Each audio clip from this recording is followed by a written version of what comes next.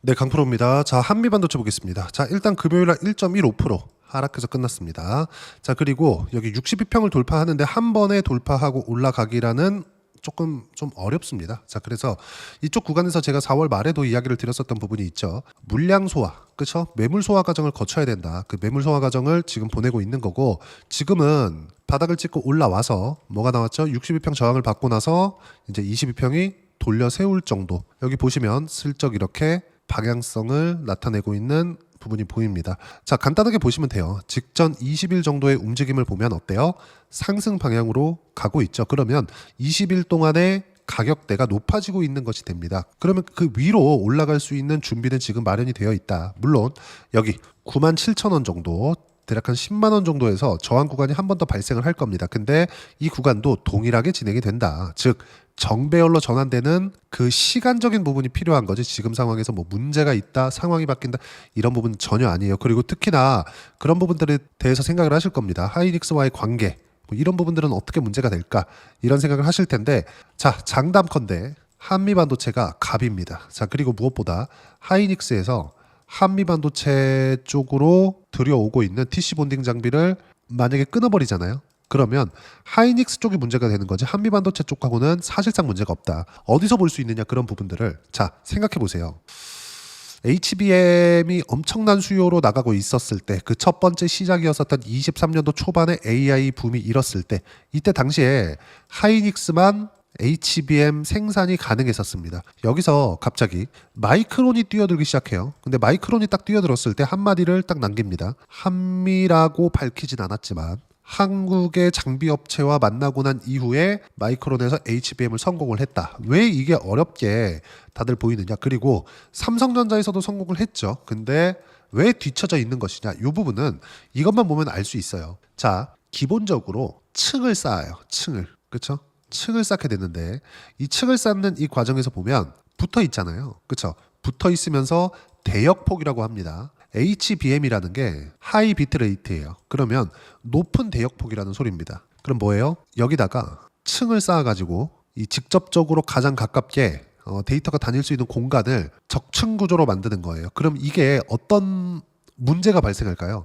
열이 발생합니다. 열을 통제하지 못하는 거예요. 근데 이런 열을 통제할 수 있게 만드는 본딩 기술을 가지고 있는 게 TC 본딩 장비, 즉 한미반도체입니다. 자, 그러면 지금 하이닉스 측에서 봤을 때는 하나 쪽하고 연결을 시켜서 다변화시키고 싶겠죠. 단가를 낮추고 싶을 테니까. 근데 요 얘기가 돌자마자 한미반도체에서 강하게 반발을 합니다. 일단 단가를 높였어요. 그리고 하이닉스 쪽에 배치되어 있었던 한미반도체의 엔지니어들 50명 정도의 엔지니어를 바로 빼버립니다. 그러면서 관계에 관련된 불확실성이 지금 불거지기 시작한 거예요. 이것에 대한 결과가 어떻게 나오든 간에 한미반도체에 나쁜 영향은 주지 않는다.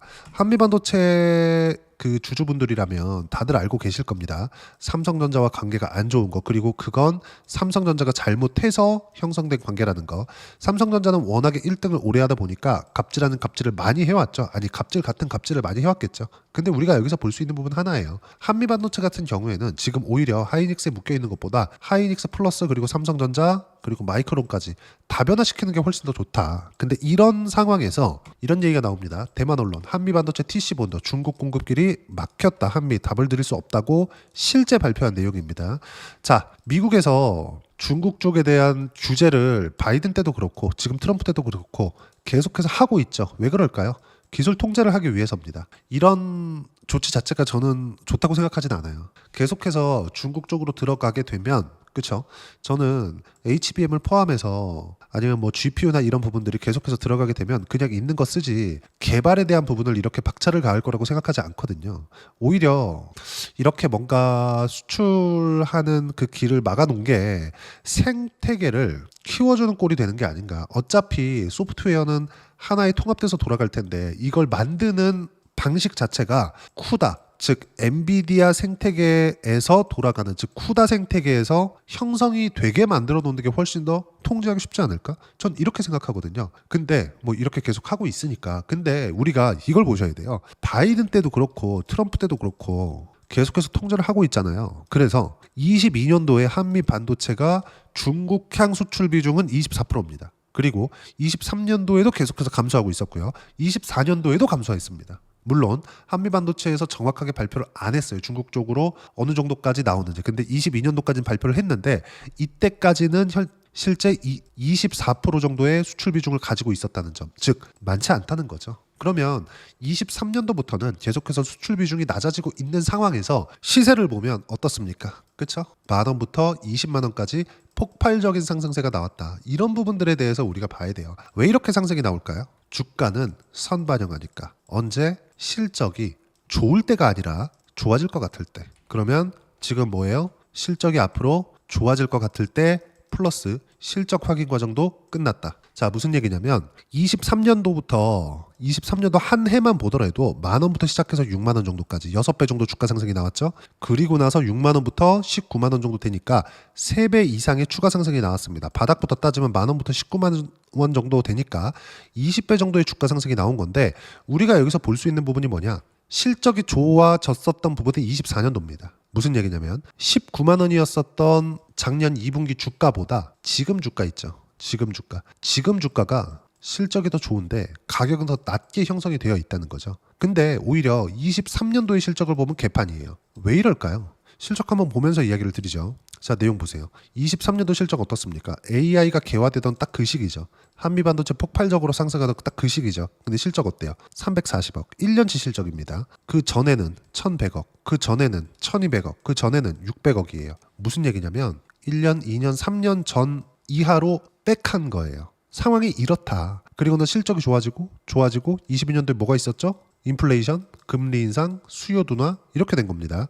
그러면 22년도에 나왔었던 건 수요 둔화가 결정이 되고 23년도에 적용이 된 거고 22년도에 1,100억 정도의 실적이 나왔었던 건 21년도에 발주된 물량이라는 거겠죠. 그러면 우리는 이걸 봐야 되는 거예요. 23년도에는 왜 실적이 좋지 않은데도 불구하고 주가는 폭발적으로 상승을 했을까? 24년도에는 창사 이래 최대 실적을 냈는데도 불구하고 왜 주가는 20만 원부터 7만 원까지 그냥 수직으로 하락을 했을까? 미래 가치를 반영한다는 거죠. 근데 지금은 어떻게 됐어요? 확인 과정을 거쳤다. 지금부터는 최소한 그렇죠?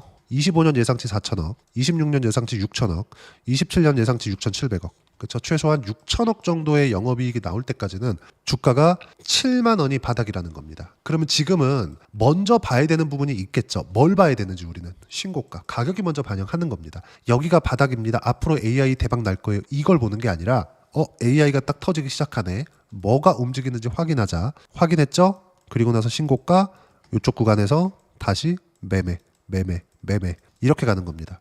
실적 확인 또 매매 또 뒤에 가서 또 매매 그쵸? 여기서부터는 매매 안 하고 지금부터는 뭐가 나와요? 61평 돌파하는 구간 그리고 신고가 구간을 확인하고 나서 매매 구간 잡으면 된다. 즉 타점은 지금부터 잡는 거다. 지금부터는 실적이 더 낮아질래야 낮아질 수가 없어요. 그리고 지금 시가총액이 7조 5천억 정도 됩니다. 고가까지 따지면 한 150% 정도 나와요. 그러면 여기서 곱하기 2.5 하면 되겠죠. 어느 정도 나옵니까? 20조 가까이 되겠죠. 자, 그러면 20조였을 때 성장주들의 평균 PER 30배 정도. 이익률 기준에서 보더라도 거의 한 700억에서 800억 정도 됩니다. 그렇죠? 8324 하면 대략 한 20조 전후. 그렇죠? 700에서 800억 정도 잡으면 돼요. 근데 지금 어느 정도 PER? 10배조차도 거의 안 된다고 볼 수 있겠죠. 지금 이런 상황이다. 완벽하게 저평가되어 있는 그런 구간인데 저평가를 받는다는 건 사이클에 대한 영향을 시장이 신경을 쓰고 있다는 게 되기 때문에 우리가 여기서 뭘 봐야 되느냐? 이제는 가격이 확인되는 즉시 투입해도 된다. 지금 매수권 잡아도 된다. 하지만 우리는 가장 중요한 게 뭐예요? 보유기간을 줄이는 것. 보유기간을 줄이기 위해서 우리는 어떤 식으로 타점을 잡고 매매 구간을 잡아야 되는지 제가 여기 소통방에서 무료로 공유를 해드리고 있습니다. 자, 내용 보시면 제가 5월 10일 토요일 날에도 계속해서 이야기를 드리고 있어요. 금요일 날 미증시는 보합권은 끝났고 기간 조정을 받아야 할 때 받는 중이고 말은 그대로다. 미국의 하락 추세는 끝났다는 이야기는 제가 지난 영상에서도 계속해서 드려왔고 충분히 62평 이상 돌파하는 반등이 나왔는데도 불구하고 지금 어떻게 돼요? 미증시는 큰 폭의 조정은 안 받고 있습니다. 말씀드렸던 내용 그대로 진행이 되고 있고 항상 주도주를 매매하라고 이야기를 드리는데 주도주는 조선, 바이오, 원전, 방산 그리고 반도체까지다. 이 안에서만 매매하라고 이야기를 드리고 있고요.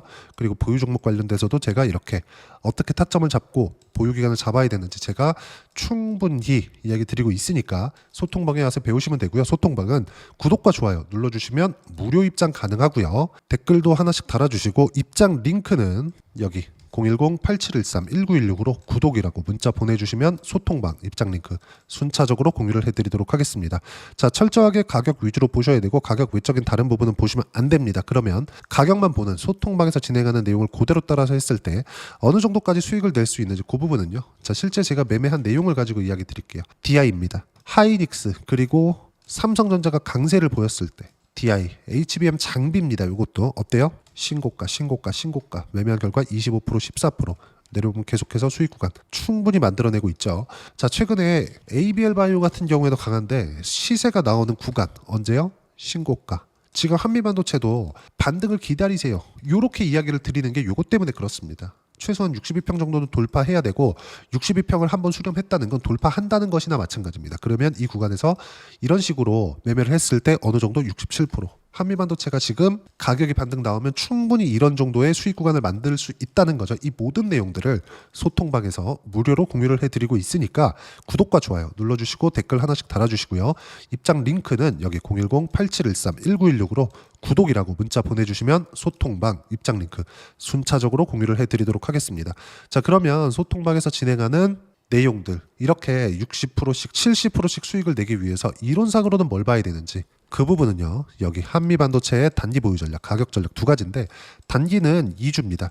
2주 동안 내가 어떻게 수익 구간을 만들 것인지 그 부분이고 그러기 위해서는 가격에 대한 부분 중요하고요.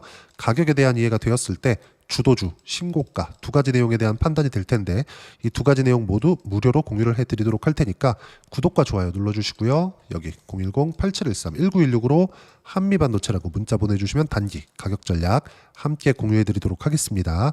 자, 정말 어려운 시장이 지나가고 있는데 한미반도체도 어려운 구간을 모두 지내왔습니다. 그렇죠? 그리고 항상 말씀드리지만 가격 외적인 다른 부분은 절대 보시면 안 돼요. 한미반도체를 포함해서 어떤 종목도 신고가를 지나지 않고 주도주가 되는 경우는 없습니다. 그리고 무엇보다 실적이 엄청나게 폭발적으로 나오는 구간은 주가가 폭발적으로 상승하는 구간이 될 수 있지만 최소한 기대감에 의해서 상승한 부분 그리고 그쪽의 매물을 다 소화한 이후가 되어야 됩니다. 예를 들어서 그래요. 알테오젠 같은 경우에도 한번 보자고요. 알테오젠 보세요. 제가 이쪽 24년 초반부터 계속해서 매매 구간을 잡고 있고요. 지금도 보유하고 있습니다. 근데 수익 구간 보세요. 30%대. 꾸준하게 30%대 수익 구간을 이 구간별로 내고 있어요. 이 구간별로. 근데 언제 매매를 했는지를 보면 모두 신고가 만든 그 이후라는 거죠. 가격대를 확인하고 나서 매매 구간을 잡고 있다는 거죠. 이게 의미하는 바가 상당히 큽니다. 자, 한화오션 한번 더 볼게요. 정말 어려웠었던 조선주가 돌려 세우고 하지만 어떤 구간에서도 매매하지 않고 여기서 뭘 만들었어요? 신고가를 딱 만들자마자 그러면서 매매 구간을 잡죠. 그런 결과 쭉 내려보시면 57%씩 이렇게 수익 구간 만들어냅니다. 57% 2월 5일 날 있었던 일이에요. 그러면 그 이후에 그쵸? 어떤 식으로 매매를 하는지 한번 보자고요. 신고가 이후에 수익이 어떻게 나오는지 이 부분에 대해서 이야기를 드리는 겁니다. 한미반도체가 이제 가격적인 확인, 반등 확인 과정을 첫 번째는 거쳐냈다. 즉 이제 62평을 돌파하는 관점에서 어떤 식으로 해야 될지 소통방에서 무료로 공유를 해드리고 있지만 5월 달에 한미반도체와 함께 어떤 종목을 공략해야 되는지 제가 딱 한 종목만 준비를 해놨으니까 영상 끝까지 시청하시고요. 모든 분들이 성공 투자하셨으면 참 좋겠습니다. 네, 4분기가 돼도 시장의 회복세가 나오지 않고 있습니다. 미증시는 계속해서 좋은데 한국 시장은 어려운 구간이 계속됩니다. 이 가운데서도 영상을 끝까지 시청해 주시는 분들을 위해서 제가 4분기 그리고 25년 1분기까지 주도할 수 있는 주도주를 준비를 해왔습니다. 같이 공유를 해드릴 거고요. 이런 부분들을 제가 계속 같이 매매를 하고 있습니다. 자, 내용 보시면 1분기와 2분기 그리고 1분기부터 3분기 지금까지도 강세를 보이고 있는 알테오젠과 같은 종목군들 다 제가 매매를 해왔었던 종목군들이고요. 최근까지 현재까지도 매매를 같이 해오고 있습니다. 자, 저는 가장 투명하게 공개를 하고 있죠. 제가 매매하는 내용들을 다 오픈을 해서 이야기를 드리고 있습니다. 실제 제 계좌 수익률들이고요. 이런 부분들을 어떤 식으로 내는지를 이해하고 파악해야 되는 게 중요합니다. 자, 내용 보시면 HLB 어떻습니까? 상승하는 구간에 매매한 결과 31.9%의 수익 구간 1월 달입니다. 그쵸?